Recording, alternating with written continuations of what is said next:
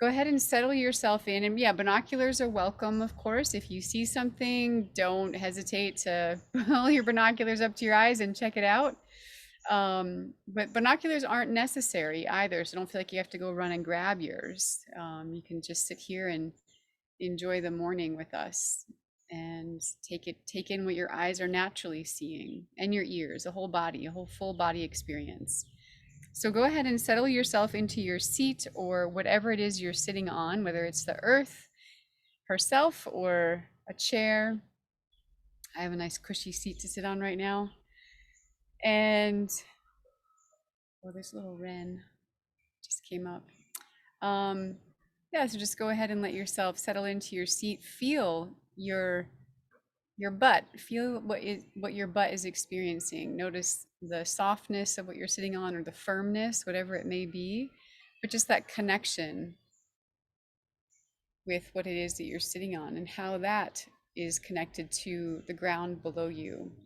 And if you can put your feet on the earth or on the ground below you, and know that whatever it is that's connected to your feet, if it's not the earth herself, that that thing that you're connected to at some point is connected to the ground, whether it has to go through a couple layers of floors, whatever it is. Just imagine that connection. So imagine if your feet can't touch the earth itself, then feel your own feet connecting all the way through however many layers there are to get there.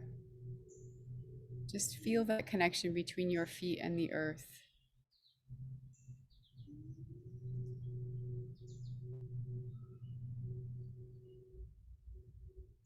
And now I want you to take stock of your body. Don't change anything just yet, because it's a really good opportunity to feel what really is going on for us, where we might actually be holding tension, and not to shift so quickly when we notice a way that we don't want to be. Just observe that for a moment. Maybe it's the way you're sitting, or if you're holding your belly tight. Maybe it's a posture that's just not a way that you want it to be, but just notice it for now.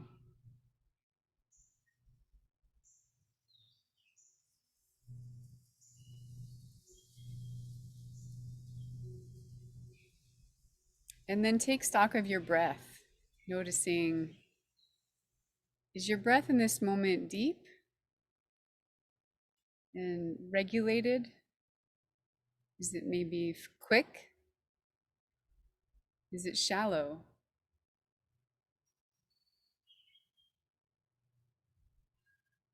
And so now you can go ahead and adjust. If there's a different way that you want to be sitting, and maybe a deeper breath that you want to receive. Take a nice deep breath in. And what if all we had right now in this moment, you can even close your eyes for just a moment, unless, of course, you're looking at something that you really want to be looking at. Close your eyes and just notice what the smells are in the air around you. And what if all we had was our sense of smell? How would you experience the world right now? What is the air telling you about what's happening in the world right now?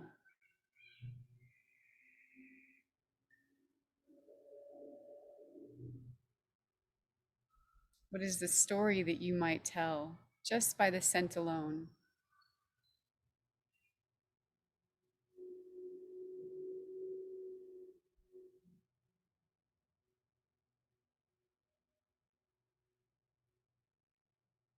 Can you smell moisture or dryness? Do they have a scent?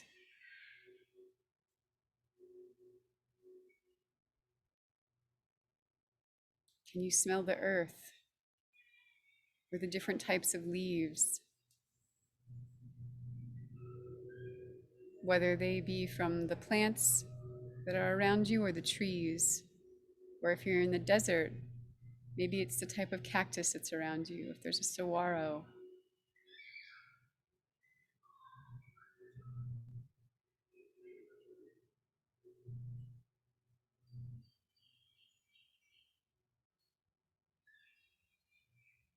And if you want to, you can gently open your eyes.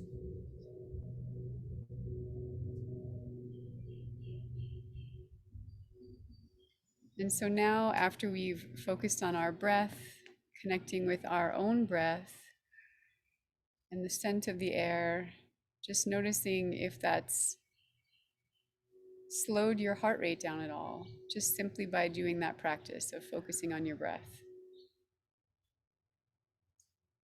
And now, shift your attention, your awareness to your eyes,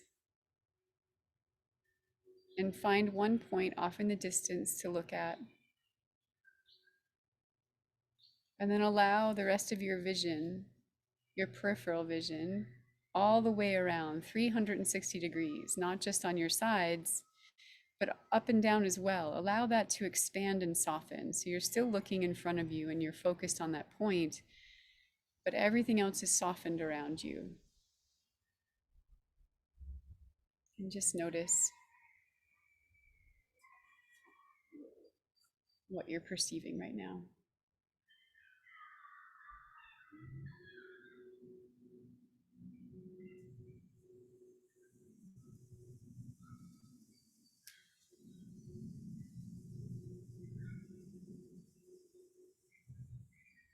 How far out in your periphery can you bring your awareness of vision right now?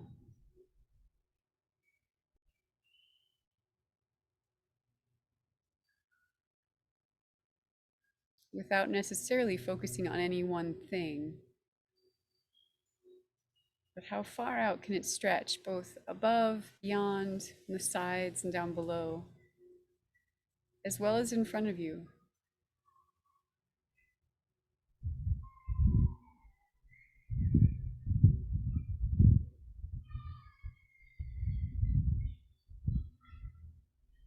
And now, while you're in this softened gaze, this practice of owl eyes, as we say, send your awareness through your ears out onto the landscape. And what is the furthest possible sound that you can be aware of right now? What direction is that in?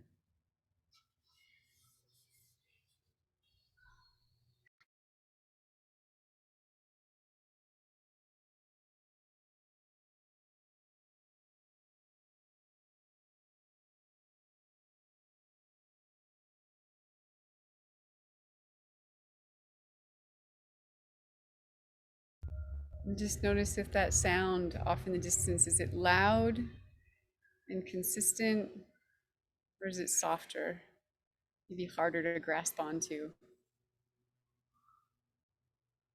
And then bring your awareness a bit closer into you and become aware of the quietest sound that you can hear more close to you,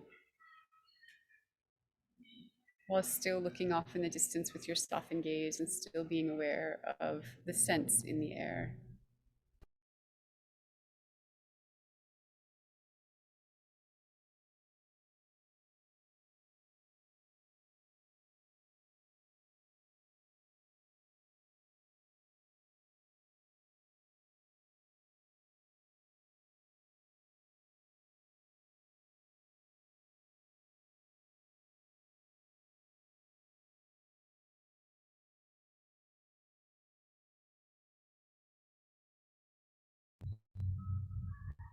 And now, while we add one more layer on, go ahead and add the layer of touch. So, can you feel what direction the wind is blowing in? Even if it's not blowing necessarily, but just moving, what direction is the air moving in? Just by how you might feel that on your skin, whether it's the tip of your nose or if it's your naked feet, whatever that might be. Can you feel the air? And even if you're inside and the air might be a bit more still, can you feel that on your skin?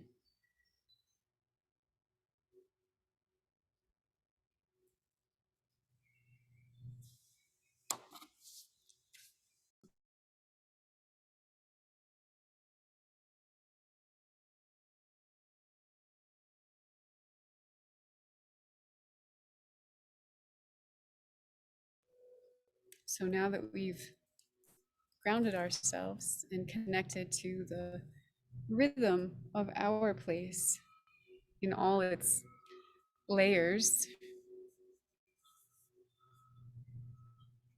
let's expand our practice today. So, my guess is that there's probably multiple sounds in your landscape at this moment. And sometimes people have a hard time focusing on just one. And so I'd like you to pick a sound.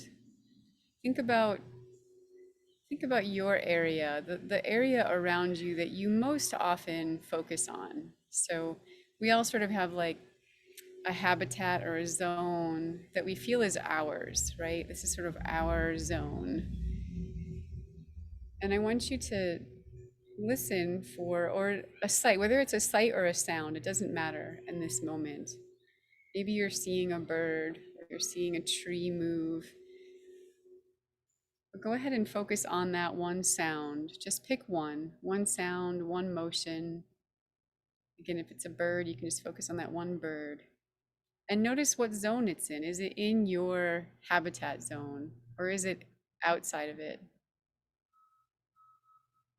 And let's just stay with this sound for the next 3 or 4 minutes, the sound or sight, again, whatever it is, as long as it will stay near us. And just stay with that one thing if you can. But you're welcome to receive the other ones. But how long can you stay with that one bit of awareness right now? That one entity. And we'll start now.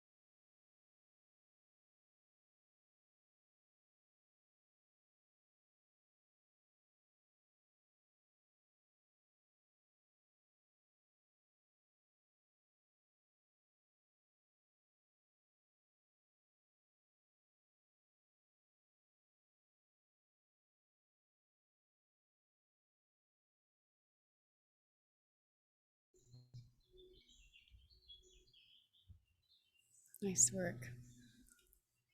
So I know for me, I brought my attention to a little finch that was high up in a tree. It's actually a dead tree, so there's lots of exposed, naked branches.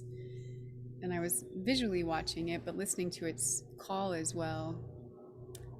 And then it changed for a moment and got quiet. And that was right when a red-shouldered hawk flew pretty high, actually, really kind of high up in the sky. And what was interesting is the finch flew away, and but I could still hear it. Its song had changed, but it's still up in the trees now, and I can't see it any longer. So my what I was looking at has changed, but now I'm shifting my awareness to its sound and listening for its sound and seeing if it might change or come back. And I don't know. It looked like it may have responded to the hawk above, but I don't know if that's what made it fly away. So just interesting to see how long our attention can stay with one thing. And so let's keep going with this. So whether it's the same bird or insect or tree, whatever it is that you were looking at or listening to before, let's either continue with that one or shift to something different now. But if you're staying with the same one, see if you can deepen your connection with that one. Ask other questions, things that you might be curious about. Why is it standing the way it's standing? Why did it choose that branch? Why is it singing this particular song? How is it different? How is it changing? How is it staying the same? So go a little bit deeper with that one, or go ahead and shift if that's what you would like to do.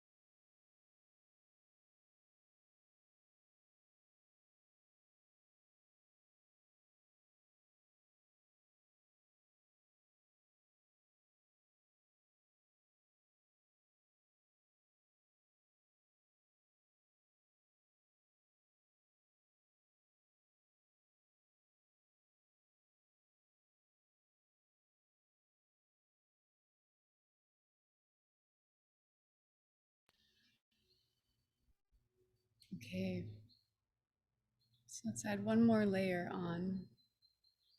So you may choose to continue to listen or watch the same individual that you were watching before. At this time, you can continue to watch or listen for that one, but add one more sound or sight on and see if you can be aware of both of them at the same time.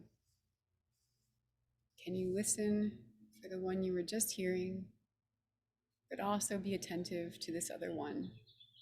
And just noticing when your attention is stronger with one than the other, and seeing how often you can keep both in your awareness. So we'll go and do that for another 5 or 6 minutes.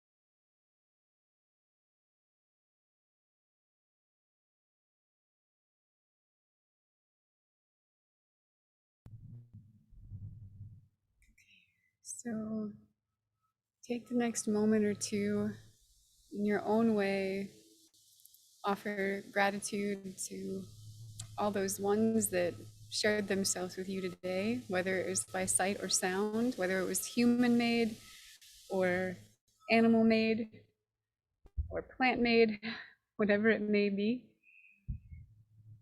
Just let those friends, your neighbors, now know that you're grateful for their presence and for what they had to teach you in this short time that we had with them today. And maybe some of you will opt to stay sitting afterward, and you can stay in your place. Maybe some of you have to get on with your day, whether it's work or whatever it might be. So great.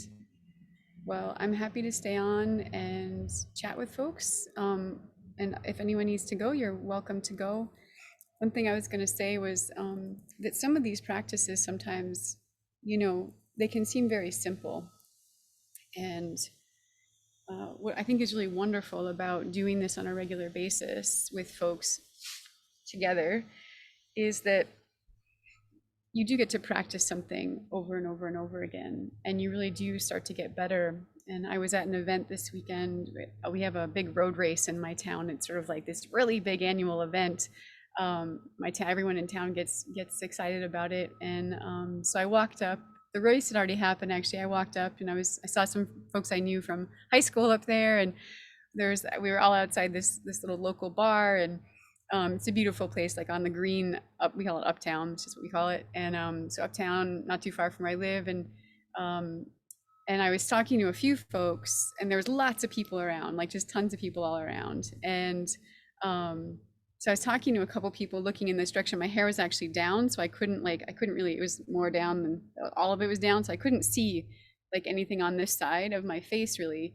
But all of a sudden I felt something, and what it was more was the sound. Like all of a sudden the sounds I had been hearing over here, even though I was fully engaged in a conversation with the folks over here, the sounds that I had been aware of over here sort of stopped. They got muffled and blocked.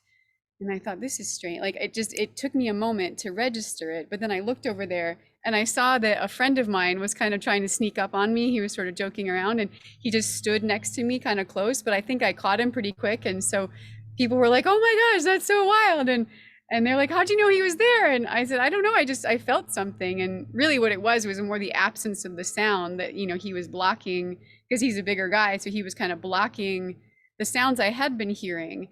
And I really do attribute the ability to be aware of that, because I'm sure this could happen. Like anybody can do this. Anyone might have eventually picked up on that. But I think the more that we force ourselves to practice it, the more our awareness is keyed in. And so when those kind of things happen to us, we want to know. We're curious. It's like, wait, why don't I hear that anymore? What just changed? And then, like when we pay attention to bird language, it's just like, you hear the bass line in your area, and then all of a sudden there's a new sound, and you're like, wait, something's different over there. Why is it different?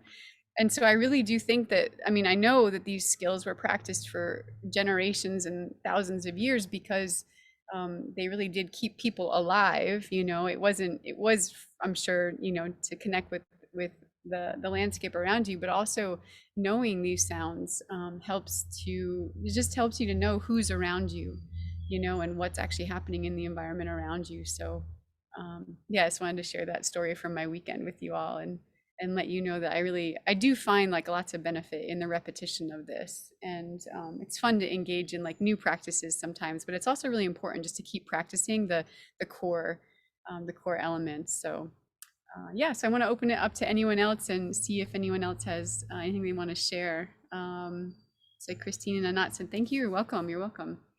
Yeah. You can, of course, raise it. Yeah, Anat, did you want to say anything? No, you were just waving. Okay, that's fine. Sure. Yeah, so if you want to share an experience from this morning, how was that for you? I don't know if anyone opted to take on my invitations to try to hear different sounds, or focus on a few, or focus on just one, and or if you have anything from your week that you want to share, a mystery or a story. And was this anyone's first time? Yeah, Joy, I'll take you in just one second. Is this anyone's first time here today? You wave if it was, or just let me know in the chat. Yeah, go ahead, Joy. Well, I want to agree with just what you said. The more we practice, and I haven't been doing this for very long, but I'm already noticing a huge difference in my awareness of not only the birds, but everything else around me as well. When I go for a walk with my friend, even, and we're chit-chatting away, and I'm noticing things on the side that she hasn't noticed yet, And if I'm by myself, then it's just such a much more of a total experience, and even a spiritual experience, being out in the woods by myself and seeing everything that's around me, and being much more aware of everything. Also, last week you had mentioned, on a slightly lighter area, we should practice our deer ears, or all the time, even going around a grocery store, which I did. And I really think that it stopped me from having a collision with somebody else zooming around the corner with a cart that I would probably have bumped into if I hadn't had my ears on. So thank you for that too. Okay. Oh, that's so awesome. I love that. What was it? What do you think? Were you just like, yeah, how did you hear the cart coming? What was it that like you were Well, tapped I had into? been trying to practice listening all around me, and then all of a sudden, I was just walking down the aisle, and I could just hear this sound. Actually, it wasn't a cart; it was just somebody walking, and I think they had a basket, and it was just aware of their movements more than anything else. They were coming zooming around the corner very, very quickly, and so the collision avoided. So thank you for that too. Yeah. Oh, that's so fun. I love hearing that, Joy, and it really does make me so happy. And um it's fun because it's a very subtle thing, you know, if you don't engage with it intentionally, I think it can start to benefit us in different ways, but really subtly over the years. So you almost don't even notice it because it's something that maybe if we don't talk about it and bring awareness to it that we're doing this, you know, and like you said, that you're starting to notice more, then it can just kind of become, which is beautiful still, it can just become part of who you are and what you do, but you don't notice that you're changing, you know, and things are happening. And so I love that you're aware of that change and that you know that you're hearing and seeing new things. And I'd have to agree with you too that almost to a fault for myself, I just love being by myself in nature, and I feel like I do.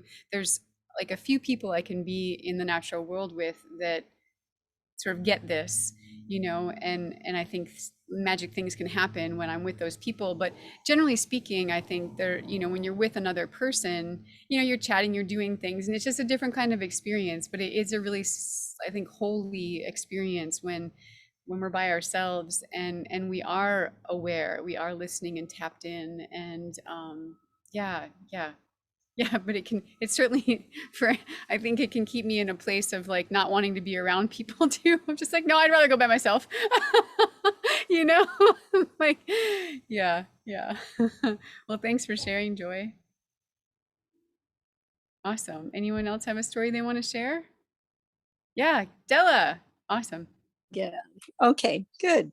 Well, I've used these observation skills in a lot of different ways, not only just at my sit spot here at home on the patio, but also at the beach where I'm observing the black oyster catchers.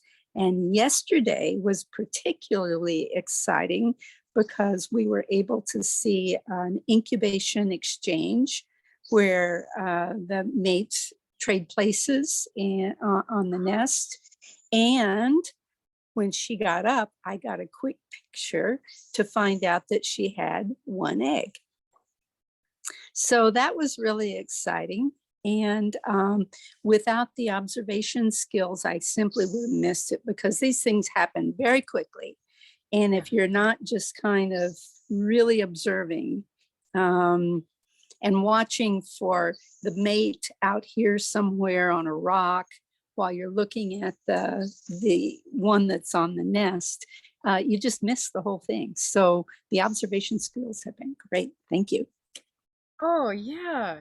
Actually, that makes me think, Della, I'm so excited for you. And I've been watching, I don't know if you've been posting in our birdsong group or where it is in Facebook, or if it's just your Facebook page, I'm not sure, but I've been following the stories of the oyster catchers and it's been really fun to hear your stories in that way. So thanks for the updates and yeah, Okay, loving. well, I will post the one of the egg today.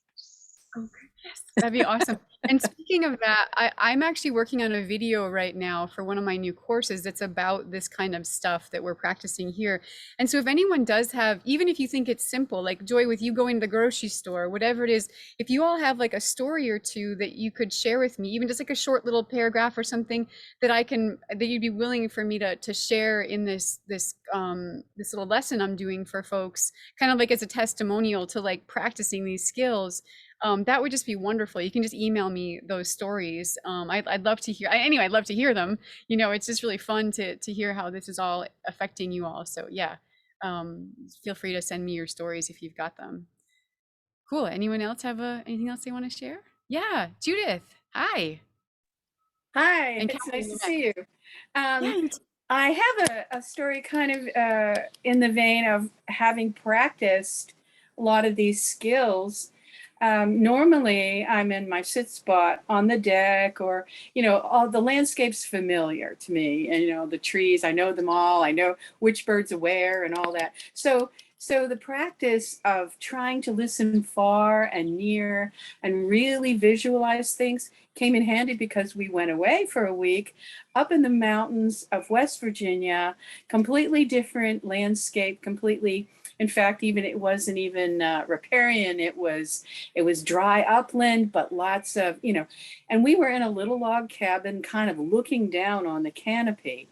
Well, I mean, when you're sitting out on that porch and you're saying, wait a minute, this is so different. Let me look far. Let me look near. What's there? The birds aren't flocking to a feeder. And that for me was a new, different experience because they're wild. They're really out there. And at first I thought, where are they?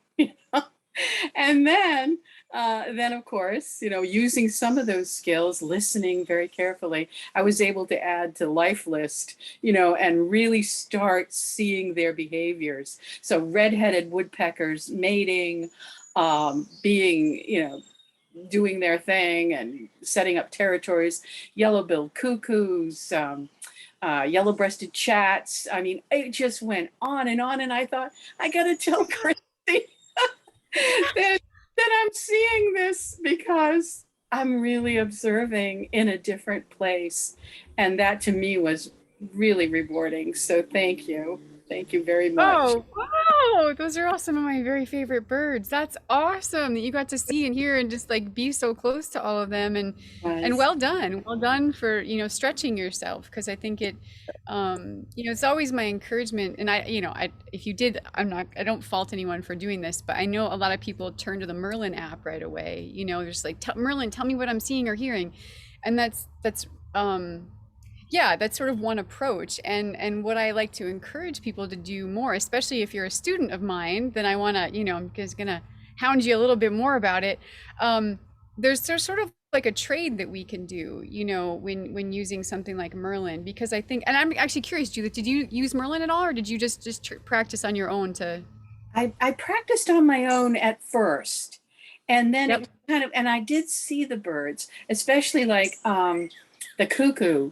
Different, it's very difficult to spot, but because it was so quiet where we were, it flew up onto a branch, and the shape of it, as it was, how they had that low, sleek kind of look to them with that decurved beak. I'm like, yeah, there it is, So a lot of them were identified, but yeah, I have to admit, I used Merlin after to sort of say, did I really hear that? Was I Did I really hear? hearing Yeah, that? Yeah. And yeah, for the for most sure. part, there were only maybe one or two at the most, not even that I hadn't heard, Yep. so I thought, oh, wait a minute. So when I got home, I recognized, what is it, the uh, worm-eating warbler. Because Yeah. I had heard it out there and I heard it back here. So I was able to kind of just hear that. But yeah, Yes. there were one or two on the Merlin that, and I think you can get very, I can see how it can become sort of dependent upon because, you Yeah. want, yes, I did hear that, or what else is out there that I'm not hearing. That's all. But for the most part, most of the birds, like the phoebes and the eastern, the pewee, all of those were very recognizable. And we've been out there before, and we're waiting for the whippoorwills and in the evening. So those are just, very recognizable. Didn't need anything for that. But Yeah. so it was a lot of fun. It was a lot of fun and a lot of very, very rewarding because of those skills, Yeah. that were developed. So yeah, Yeah. definitely. Good job. Good job, Judith. Well, and I'm glad to hear that, because I think so. What I want to encourage people to do is, you don't have to throw the apps away. I'm not saying like don't ever do it, But if you find that you're like, for me, I actually do try to go out and not use them at all. That's sort of just my thing with myself. It's just I want to push myself, because I think Right. when we have a backup plan, then we're just like, we don't try as hard. You know, we don't really make our brains think as hard as they might. And then when you start making those associations with, when your brain starts to work kind of extra hard, something, those what synapses start to form, and it's just like you make those connections. But when you don't really ever push yourself to do that, then it doesn't get as strong. And so for me, I do challenge myself to do that most of the time. But I found the compromise, I think, that could work for people, and that is that, if, especially if you're in a place that you're probably not going to be back to for a while, or even if it is around your own home and you hear something, my encouragement to people is to, sure, get the app out, make the recording, but don't look at it. Maybe make a note and be like, all right, on, June 12th, at like 9 o'clock or whatever it is, it was a mystery bird, and, I put it in Merlin. And so, and then do everything you can to, if you've taken the birdsong class or taken whatever, like, then use your skills to try to figure it out first, and wait a while, if you can wait like a couple days before you look to see, like, what was it. That's great, because more things will start to come to you if you just sort of wait a few days, like whether it's like something that you'll read or something that you'll see or hear again, you'll maybe like hear it again. And so anyway, I just encourage people to do that, but at least you have the recording, so then you can go back and be like, all right, now I haven't figured it out, so I really do want to know, like, what does Merlin say? And again, just remember that Merlin's not always right. Like, I went to a place specifically looking for a cerulean warbler, and it was telling me I was hearing a cerulean warbler, but I actually got my eyes on the bird as it was singing, and it wasn't. It was the black-throated blue warbler, they have some sounds that are very similar, but Merlin was telling me it was a cerulean. And so they're not always right. It's not always right. So, I mean, but most of you know that, I think. But anyway, I would say just try that compromise if you really want to, like, go a little bit deeper with your skills. And it sounds like that's what you did, Judith. So way to go. High five. Awesome. All right, Catherine, I think you had your hand up next. Oh, I think you're still muted, Catherine. Okay, can you hear me now? You can. Okay. Well, I was up at the biggest week in American birding because it's only an hour and 15 minutes from me. So I did some volunteering up there with Black Swamp. But when I would get out on the boardwalk, I found myself hearing way too much stuff, because now I didn't go out on the boardwalk till late afternoon. I was working and helping out before that. But I kind of got irritated because I had to like divorce myself from groups of people that were all going, it's a blue-winged warbler. It's a, I mean, they were all shouting out all these names, and I'm like, I can't even see the bird yet. I could hear it, but I couldn't identify it. So I had to just back off a little bit and go when it wasn't as crazy busy on the boardwalk, so that I could divorce myself from all that chatter and noise. And I'm usually the one that gets yelled at for talking, so that's the funny part about that. So I tried not to get sucked in, and tried to find a little quieter spot and go ahead and just practice my skills of listening. So, and then of course my photography background jumps in, and when I get frustrated, I just take a picture of it, with my good camera, and then I figure it out later. So when I can look at the ID points and look in my books and and go from there. So, but yeah, it's definitely made me more aware of noise since taking your course. So thank you for that. Yeah, for sure. That's really, and I know that feeling, Catherine.